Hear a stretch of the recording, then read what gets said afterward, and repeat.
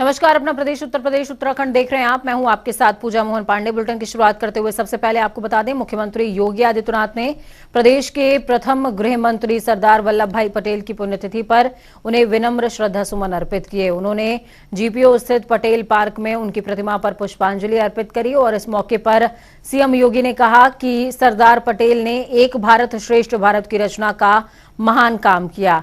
वो भारत की एकात्मा और अखंडता के प्रतीक हैं। उन्होंने कहा कि राष्ट्र की अखंडता और एकात्मकता की प्रतीक वंचितों और अशक्तों के सशक्त स्वर लौह पुरुष सरदार वल्लभ भाई पटेल की पुण्यतिथि पर हम उन्हें विनम्र श्रद्धांजलि देते हैं। तो वहीं लखनऊ में मुख्यमंत्री योगी आदित्यनाथ से उनके सरकारी आवास पर एयरटेल के वाइस चेयरमैन राकेश भारती मित्तल ने मुलाकात करी है। मुख्यमंत्री और राकेश भारती मित्तल के बीच उत्तर प्रदेश में फरवरी महीने में प्रस्तावित ग्लोबल इन्वेस्टर्स समिट को लेकर विस्तार से चर्चा हुई। मुख्यमंत्री ने एयरटेल से उत्तर प्रदेश में निवेश की संभावनाओं को देखते हुए और बेहतर कानून व्यवस्था के बारे में विस्तार से जानकारी दी है और कहा कि वो भी उत्तर प्रदेश में और ज्यादा निवेश प्रस्तावित करें। मुख्यमंत्री योगी आदित्यनाथ ने एयरटेल के वाइस चेयरमैन राकेश भारती मित्तल को वन डिस्ट्रिक्ट वन प्रोजेक्ट से जुड़े हुए कुछ स्मृति चिन्ह भी भेंट किए।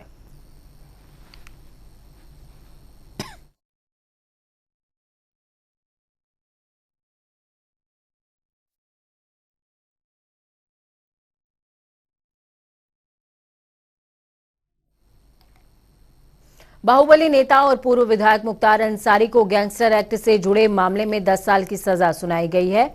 इसके साथ ही मुख्तार अंसारी पर 5 लाख का जुर्माना भी लगाया गया। साथ ही मुख्तार के अलावा भीम सिंह को भी 10 साल की सजा सुनाई गई है। आपको बता दें, गाजीपुर गैंगस्टर कोर्ट ने यह फैसला लिया है। इससे पहले गुरुवार को ही गैंगस्टर कोर्ट ने मुख्तार अंसारी और उनके सहयोगी भीम सिंह को भी दोषी करार दिया था। सजा सुनाए जाने के दौरान भीम सिंह कोर्ट में पेश हुए, जबकि मुख्तार अंसारी को वीडियो कॉन्फ्रेंसिंग के जरिए पेश किया गया। इस पूरे मामले में पिछले दिनों जुर्रा पूरी हो गई थी। कोर्ट ने 10 साल के सश्रम कारावास और 5-5 लाख रुपए के अर्थदंड से दंडित किया है। इसमें 2 मुलजिम थे, एक मुख्तार अंसारी और भीम सिंह, दोनों को ही बराबर सजा दी गई। गैंगस्टर का मुकदमा सामान्य तौर पर जो गैंगस्टर एक्ट का प्राविधान हुआ, वो गैंगस्टर एक्ट इसीलिए लाया गया कि जो सामान्य प्रचलन में उस समय व्यवस्था थी आपराधिक मामलों के रोकने की और गैंगवार को रोकने की, तो उसके लिए वो पर्याप्त नहीं थे। इसलिए गैंगस्टर एक्ट जो है 1986 में लाया गया। और गैंगस्टर का आधार इसीलिए बनाया जाता है कि जो अनेक वारदातों को अंजाम देते हैं और उनके ऊपर कोई कार्रवाई नहीं हो पाती है, तो इसी को ध्यान में रखते हुए ये एक्ट बनाया गया था। तो इनके भी मामले में कुल 5 मुकदमे थे। 5 मुकदमे तो इनके आपराधिक इतिहास तो 54 के हैं, लेकिन 5 मुकदमों को आधार बनाया गया था इनके ऊपर गैंगस्टर लगाने के लिए। मैं व्यापार मंडल की तरफ से अभय कुमार वर्मा। आज जो गाजीपुर न्यायालय द्वारा फैसला आया है गैंगस्टर के माफिया मुख्तार अंसारी के खिलाफ, तो इससे यह विश्वास प्रतीत हुआ है, न्यायालय में आस्था बढ़ी है लोगों की, और ये हुआ कि आप अपराध करेंगे, बचते कब तक रहेंगे, सजा मिलेगी न्यायालय में, आप किसी न किसी दिन सजा पाते हैं। और इससे व्यापारियों में भी बड़ा अच्छा खासा संदेश गया है कि आप अपराध करके बच नहीं सकते हैं। ये तो होना ही था। जब से उत्तर प्रदेश में योगी आदित्यनाथ जी की सरकार बनी है, तब से जितने भी माफिया हैं या तो ऊपर जा चुके हैं या फिर जेल में हैं, और जो जैसा करता है उसको बनना ही पड़ता है। कानून के शिकंजे में जब से आए तब से इनके ऊपर शिकंजा करता जा रहा है। एक कभी ऐसा समय भी था कि इनके मुकदमे में गवाह नहीं मिलते थे, इनको कोई सजा नहीं होती थी क्योंकि इनका वर्चस्व था। लेकिन जब से योगी जी आए हैं तब से प्रशासन टाइट हुआ है, पुलिस प्रशासन, जिला प्रशासन भी सख्त हुआ है। केंद्रीय वाणिज्य उद्योग एवं कपड़ा मंत्री पीयूष गोयल वाराणसी के 2 दिवसीय दौरे पर हैं और इस दौरान पीयूष गोयल लालपुर स्थित पंडित दीनदयाल उपाध्याय हस्तकला संकुल में टेक्सटाइल कॉन्क्लेव में शरीक हुए, जिसके बाद केंद्रीय मंत्री पीयूष गोयल ने कहा कि भारत को 2030 तक 100 बिलियन अमेरिकी डॉलर के कपड़ा निर्यात लक्ष्य को प्राप्त करने का विश्वास है। भारत की हाथ से बुनी हुई 75 तरह की साड़ियों की जो प्रदर्शनी का आयोजन नई दिल्ली में किया जा रहा है वो अपने आप में बेहतरीन है। देश के कोने कोने से जो वस्त्र क्षेत्र, टेक्सटाइल क्षेत्र से जुड़े हुए लोग हैं और पूरी वैल्यू चेन, चाहे वो हैंडलूम में हो, चाहे वो सिल्क में हो, वूल में हो, साड़ी में हो, अलग अलग प्रकार के गारमेंटिंग में हो, ऐसे देश भर के हमारे टेक्सटाइल सेक्टर के डोमेस्टिक और फॉरेन जो देश के अंदर और निर्यात दोनों की मार्केट्स को जो सर्व करते हैं, ऐसे लोग पहली बार इतनी बड़ी संख्या में काशी में इकट्ठे हुए। 2 दिवसीय इस कार्यक्रम में हम काशी तमिल संगम का भी आनंद लेंगे। जो अब BHU में हम जाने वाले हैं, उसमें देखेंगे कैसे काशी और तमिलनाडु का संबंध इतना पुराना, इतना ऐतिहासिक अटूट संबंध है। इसके पहले सबने काशी वहीं रामपुर में आजम खान और उनके बेटे अब्दुल्ला आजम खान की MP MLA कोर्ट में 2 जन्म प्रमाण पत्र के मामले में तारीख थी। आज 2 जन्म प्रमाण पत्र मामले में गवाहों से जिरा होनी थी, लेकिन आजम खान के वकीलों ने आजम खान और अपने आप को बीमारी का बहाना देकर कोर्ट में प्रार्थना पत्र दे दिया, लेकिन कोर्ट ने अगली तारीख 19 दिसंबर 2022 देते हुए 5,000 का जुर्माना भी लगाया है। हाँ, देखिए उसमें भी लगातार डेट्स लग रही हैं। जो भड़काऊ भाषण आजम खान ने दिया था, कल उसकी CD माननीय न्यायालय में चलाई गई थी और उस समय जो उस CD को संरक्षित रखता है वो भी वहाँ उपस्थित था। उसने बताया कि ये आवाज़ आजम खान की ही है। अब उस पर आज फिर सुनवाई होनी है। उनके बचाव पक्ष के जो वकील हैं आजम खान के, वो अपना तर्क प्रस्तुत करेंगे कि ये CD गलत है या सही। तो वहीं दूसरी तरफ G20 की अध्यक्षता मिलने के बाद पूरे देश में जश्न का माहौल है। आगरा प्रशासन भी तमाम विभागों का समन्वय बनाकर काम कर रहा है। ताजमहल, फतेहपुर सीकरी और आगरा फोर्ट सहित सभी मॉन्यूमेंट्स का सौंदर्यीकरण और रेनोवेशन किया जा रहा है। G20 सम्मेलन के दौरान यहां पर तमाम विदेशी मेहमान पहुंचेंगे। इसके लिए आगरा की सड़कों को दुरुस्त करने के साथ साथ दीवारों का भी रंग रोगन हो रहा है, जीर्णोद्धार किया जा रहा है। जिलाधिकारी नवनीत सिंह चहल ने जनता टीवी से इस बारे में खास बातचीत की है, सुनिए। 1 दिसंबर से भारत को आधिकारिक तौर पर G20 की अध्यक्षता मिल चुकी है और जिस तरीके से पूरे देश में इसको लेकर जश्न का माहौल है, आगरा में भी यहाँ पर आगरा प्रशासन ने अपनी तमाम गतिविधियां शुरू कर दी हैं, जिसको लेकर तैयारियां जोरों पर हैं। जिलाधिकारी नवनीत सिंह चहल हमारे साथ हैं, जो खुद सक्रिय दिखाई दे रहे हैं। उनसे सीधे बात करेंगे। सर, किस तरीके की तैयारियां चल रही हैं? देखिए, आगरा एक प्रमुख शहर है और यहाँ पर G20 की चेयर इंडिया के पास आ जाने के बाद जो प्रमुख शहरों में विभिन्न कॉन्फ्रेंसेस वगैरह हो रही हैं, उसके दृष्टिगत आगरा में भी जो तैयारियां हैं वो की जा रही हैं। विभिन्न विभाग जैसे कि नगर निगम है, PWD है, हमारे आर्कियोलॉजिकल सर्वे ऑफ इंडिया है, वो अभी वो अपने अपने आधिकारिक क्षेत्र में जो उनके द्वारा इम्प्रूवमेंट्स किए जाने हैं उनके ऊपर काम कर रहा है। इन सभी विभागों के साथ बैठक करके उनको आवश्यक दिशा निर्देश दे दिए गए हैं। ब्यूटिफिकेशन और रेनोवेशन के पॉइंट ऑफ व्यू से जो कार्यवाही की जानी है उस पॉइंट ऑफ व्यू से भी निर्देश दिए गए हैं। जो हमारी सड़कें हैं, हमारे वॉल्स हैं, वो साफ़ सफाई युक्त रहें, ब्यूटिफाइड रहें और रेनोवेशन इत्यादि का कार्य होता रहे, इस संबंध में आवश्यक दिशा निर्देश दे दिए गए हैं। सर, आप लगातार इसको लेकर सक्रिय दिखाई दे रहे हैं। फतेहपुर सीकरी और आगरा फोर्ट हो या ताजमहल, आपने तमाम जगहों का निरीक्षण भी किया है और आगरा में भी आप सक्रिय दिखाई दे रहे हैं। तमाम जगह आप खुद निरीक्षण कर रहे हैं, चाहे स्वास्थ्य हो चाहे विद्यालय हो। तो और इसमें कुछ आवश्यकता लगती है कि सर आपको और कुछ अधिक अच्छा होना चाहिए, क्योंकि दुनिया भर के तमाम लोग यहाँ पर आएंगे। देखिए, जो सभी मॉन्यूमेंट्स हैं, चाहे ताजमहल है, चाहे फतेहपुर सीकरी है, चाहे हमारा आगरा फोर्ट है, इन सभी मॉन्यूमेंट्स का निरीक्षण भी किया जा रहा है और आर्कियोलॉजिकल सर्वे ऑफ इंडिया एक एक्सपर्ट संस्था है, वो उसके रेनोवेशन करने के लिए आवश्यक कार्रवाई भी कर रही है। तो इसमें जो भी आवश्यक इम्प्रूवमेंट्स की आवश्यकता होगी वो ज़रूर विभाग के द्वारा की जाएगी। सबसे बड़ी बात है सर, जिस तरीके से आगरा में CM योगी लगातार नज़र बनाए हुए हैं, उनका आदेश भी था कि सड़कों का सुदृढ़ीकरण किया जाए और गड्ढा मुक्त किया जाए, लेकिन अभी भी कुछ ऐसी सड़कें हैं गड्ढा मुक्त हुई हैं। G20 का यहाँ पर सम्मेलन होना है, तो उसको लेकर के सर आपको कुछ दिखाई नहीं देगी किस तरीके से इसको कमी को पूरा किया जाए? जैसा कि मैंने बताया कि एडवांस में ही सभी विभागों के साथ बैठक कर ली गई है, जिसमें PWD डिपार्टमेंट भी शामिल है।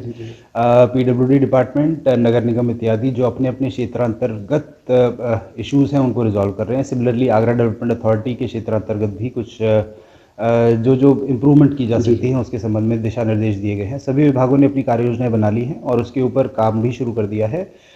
हम उम्मीद करते हैं कि एक अच्छा एक तरीके से मिरर आगरा से एक अच्छा मैसेज आगरा से जाएगा और एक स्वच्छ शहर की छवि, एक जो हमारे क्योंकि मेहमान यहाँ पर आएंगे उस पॉइंट ऑफ व्यू से साफ़ सफाई की व्यवस्था इत्यादि ये सब काफ़ी अच्छी हो जाए। आखिरी सवाल सर, आगरा मोहब्बत का शहर है, जिस तरीके से यहाँ पर देसी विदेशी मेहमान आते हैं तो एक अलग ही छवि देखने को मिलेगी। लोग भी यही चाहेंगे कि यहाँ पर जो विदेशी मेहमान आएंगे जो एक छवि है मोहब्बत की शहर की, ताजमहल को लेकर एक अलग छवि लेके जाएंगे सर यहाँ। जी बिल्कुल, प्रयास यही है कि आगरा से एक अच्छा मैसेज जाए और हम सभी लोग, सभी अधिकारीगण इस चीज़ में इन्वॉल्व हैं। हम कोशिश कर रहे हैं कि एक अच्छा काम यहाँ पर किया जाए, एक अच्छा काम आगरा में किया जाए, क्योंकि G20 का सम्मेलन यहाँ पर होना है और यहाँ पर 20 राष्ट्रों के राष्ट्राध्यक्ष यहाँ पर पहुँचेंगे और तमाम जो कमेटियाँ हैं वो यहाँ पर जनवरी-फरवरी से शुरू हो जाएंगी। ग्राउंड जीरो से प्रदीप भावे, जनता टीवी, आगरा। लखनऊ में लौह पुरुष सरदार पटेल की आज पुण्यतिथि मनाई गई और कार्यक्रम में बीजेपी प्रदेश अध्यक्ष भूपेंद्र चौधरी ने शिरकत करी। भूपेंद्र चौधरी ने सरदार पटेल को श्रद्धा सुमन अर्पित किए और इस दौरान उन्होंने बयान दिया और कहा कि भारत निर्माण में उनका अतुलनीय योगदान रहा।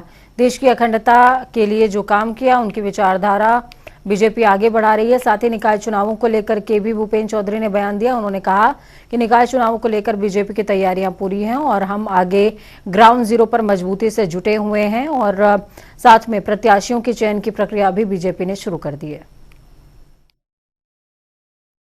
और उनकी जो विचारधारा है, उस विचारधारा को लेकर भारतीय जनता पार्टी आज आगे बढ़ रही है। और मैं एक बार पुनः भारत रत्न सरदार वल्लभ भाई पटेल जी की पुण्यतिथि पर उन्हें स्मरण करता हूं और इस संकल्प के साथ कि भारत की अखंडता और सुरक्षा के लिए जो उन्होंने काम किया है उसे भारतीय जनता पार्टी और लेकर आगे बढ़ेगी। उच्च न्यायालय के निर्देश पर अभी अधिसूचना पर रोक लगी है और न्यायालय ने 20 तारीख उसके लिए निर्धारित की है। सरकार अपना पक्ष रखेगी और मुझे विश्वास है कि सरकार के पक्ष से संतुष्ट होकर माननीय न्यायालय अधिसूचना पर जो रोक लगी है उसे रोक हटाएंगे और सरकार निश्चित समय अवधि पर चुनाव कराने के लिए जो सरकार की तैयारी है उसे पूरा करेगी। भारतीय जनता पार्टी का जहाँ तक विषय है, हम लोगों ने अपना काम संगठन स्तर तक नीचे तक पूरा कर लिया है। हमारा संगठन का स्ट्रक्चर अपडेट है और भारतीय जनता पार्टी में जो प्रत्याशी चयन की प्रक्रिया है वो भी हमने आरंभ कर दी है और बहुत जल्दी जैसे न्यायालय का आदेश आएगा हम लोग प्रत्याशी चयन पूरा करके घोषणा कर देंगे और जनता के बीच में हमारी पूरी पार्टी जनता के बीच में जाएगी। जो जो काम हमारी सरकारों ने किए हैं हम लोग काम को लेकर जनता के बीच में जाएंगे। माननीय मुख्यमंत्री जी, हमारी प्रदेश सरकार के सभी वरिष्ठ मंत्री, उप मुख्यमंत्री माननीय केशव जी, ब्रजेश पाठक जी और पूरी पार्टी जनता के बीच में है। 5 सालों का कार्यकाल पूरा करते हुए निवर्तमान सहारनपुर के पहले मेयर संजीव वालिया, इस दौरान संजीव वालिया ने मीडिया से बातचीत करते हुए कहा कि हमने एक नया सहारनपुर बनाने का प्रयास किया और जल्द ही सहारनपुर स्मार्ट सिटी के तौर पर नजर आएगा। उन्होंने इस दौरान कहा, साथ में जानकारी साझा करते हुए ये भी बताया कि सफाई क्षेत्र में सहारनपुर को प्रदेश में तीसरा स्वच्छ शहर बनाने का दावा भी हम करते हैं। अपने 5 साल का कार्यकाल नगर निगम का समाप्त होने पर मैं सहारनपुर की जनता का बहुत आभार व्यक्त करता हूँ, मीडिया का बहुत आभार व्यक्त करता हूँ। इस 5 साल में विकास में जो साथ सहारनपुर की जनता ने और मीडिया ने मुझे दिया और उसके बल पर मैं कह सकता हूँ कि मैंने एक नया सहारनपुर देने का प्रयास अपने सभी 80 पार्षदों के साथ, अपनी भारतीय जनता पार्टी के साथ, अपने संगठन के साथ मिलकर पूर्ण रूप से मैंने एक प्रयास किया है कि एक नया सहारनपुर की जनता को दूँ। इसी क्रम में उद्यान विभाग का गठन करके सहारनपुर में ग्रीनरी डिवाइडर्स का निर्माण, लगभग 1400 छोटी बड़ी सड़कों का निर्माण, 210 नालों का निर्माण, लगभग 35 किलोमीटर के ये नाले बने। स्वच्छता में जो 2018 में मेरा कार्यभार संभालने के बाद सहारनपुर का स्थान पूरे देश में 378वां था, वो स्थान आज की तारीख में 40वां आया है, पूरे उत्तर प्रदेश में तीसरा है। इस सब के लिए मैं सहारनपुर की जनता का बहुत बहुत आभार व्यक्त करता हूँ। तो चलिए खबरों में आगे बढ़ेंगे, जिक्र उत्तराखंड का भी करेंगे। प्रधानमंत्री नरेंद्र मोदी ने अपने उत्तराखंड दौरे में 21 अक्टूबर को गांव माड़ा से संदेश दिया था कि देश की सीमा पर बसा हर गांव उनके लिए पहला गांव है। इसी के दृष्टिगत इन गांवों के विकास पर कदम उठाए जा रहे हैं। अब प्रदेश सरकार ने भी सीमांत गांवों को प्रथम गांव मानते हुए इसके समग्र विकास को प्रभावी कदम उठाने की ठान ली है। इसके लिए जल्दी मुख्यमंत्री प्रथम ग्राम समेकित विकास योजना शुरू की जाएगी। जल्द ही किसी प्रथम गांव में कैबिनेट की बैठक आयोजित करते हुए सरकार वहां गांवों के विकास पर मंथन करेगी। चीन और नेपाल की सीमा से सटे उत्तराखंड के सीमावर्ती गांव भी पलायन से अछूते नहीं हैं। इसे देखते हुए भी सरकार ने इन गांवों पर विशेष ध्यान केंद्रित करने का निश्चय किया है। पंचायती राज विभाग की जब समीक्षा हो रही थी तब उसमें निर्णय लिया गया था कि राज्य सरकार की माननीय मंत्रिमंडल की जो बैठक है वो किसी ग्राम सभा में की जाएगी।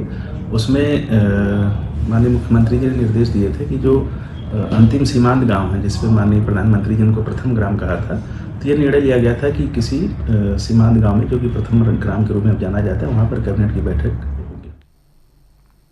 अक्सर चर्चाओं में रहने वाले भाजपा के पूर्व विधायक कुंवर प्रणव सिंह चैंपियन एक बार फिर से डांस करके फिर से चर्चाओं में आ गए हैं। आपको बता दें कि बुधवार को कुंवर प्रणव सिंह चैंपियन अपने एक कार्यक्रम में अलग ही अंदाज में नजर आए।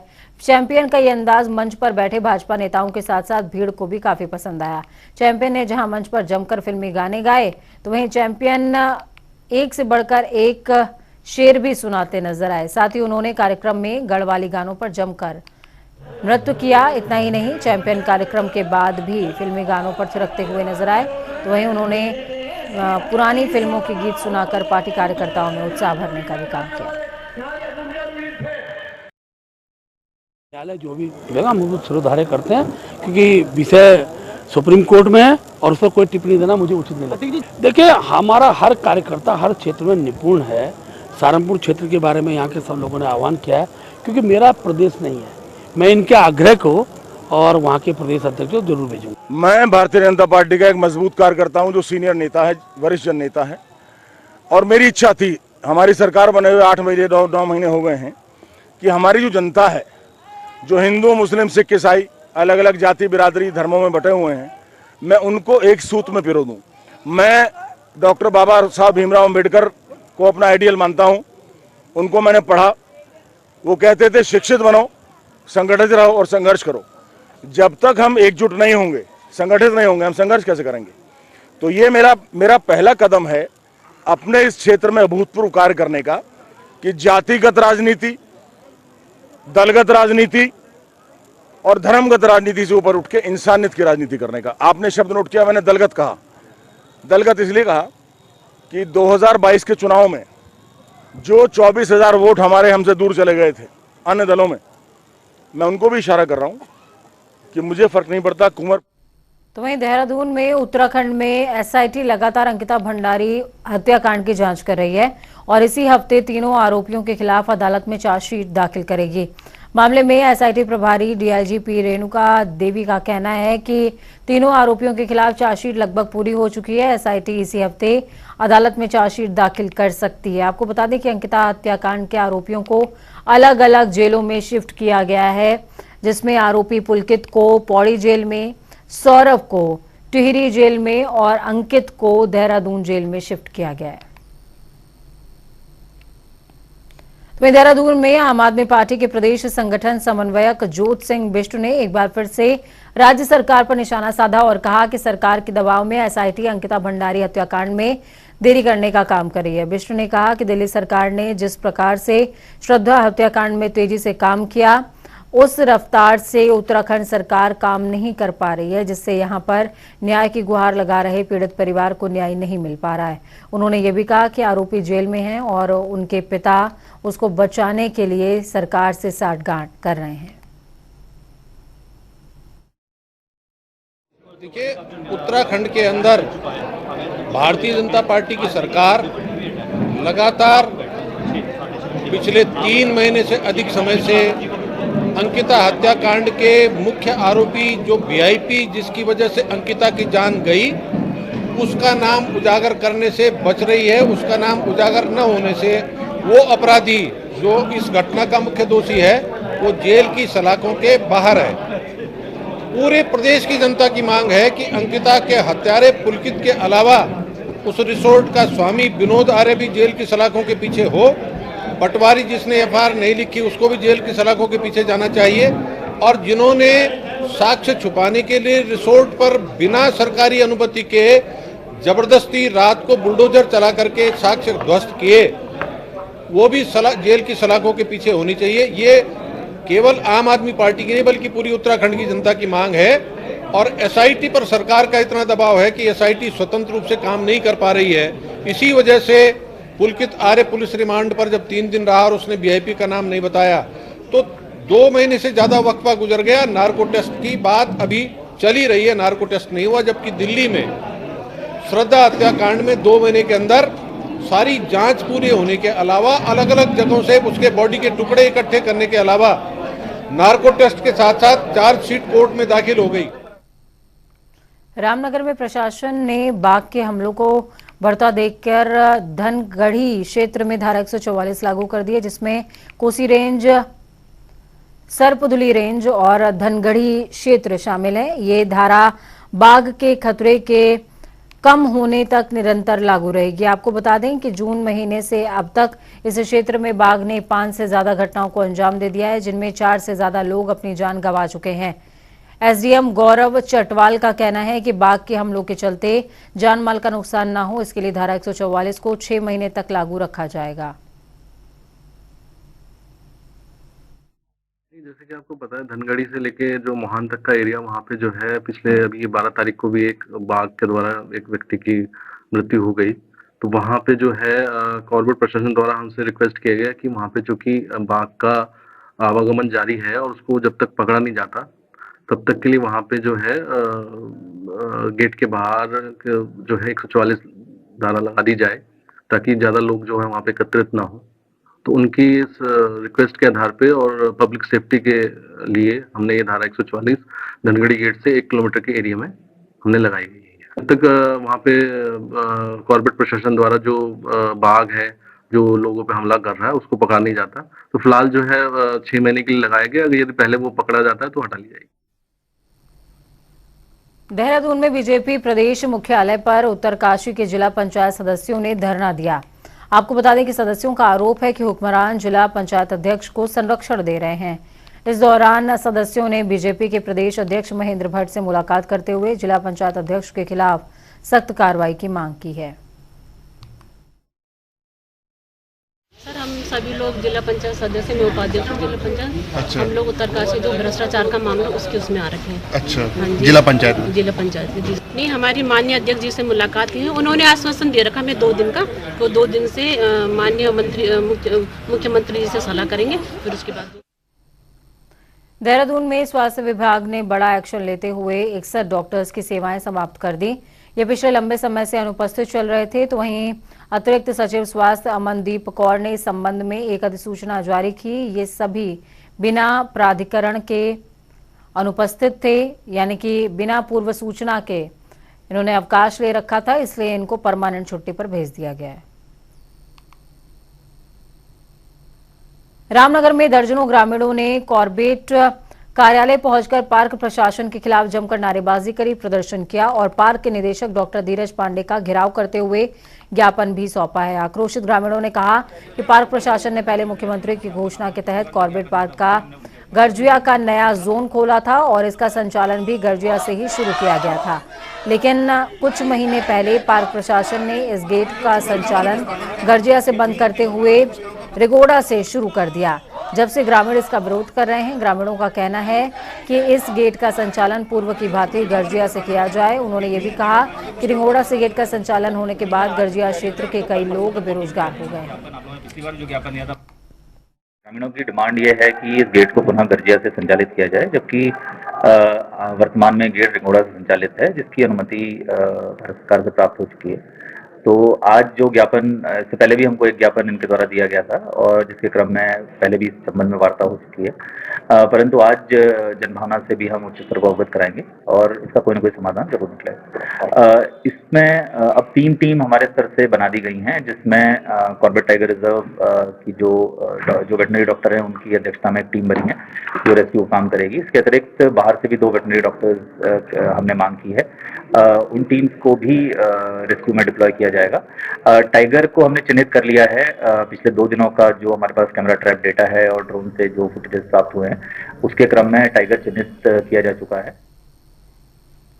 वक्त यहाँ पर छोटे से ब्रेक का ब्रेक है, उस पार खबरों का सफर लगातार जारी रहेगा। बने रहिए जनता टीवी के साथ, क्योंकि हमें आपकी ताकत, अपना और अपनों का बहुत ख्याल रखिए। नमस्कार।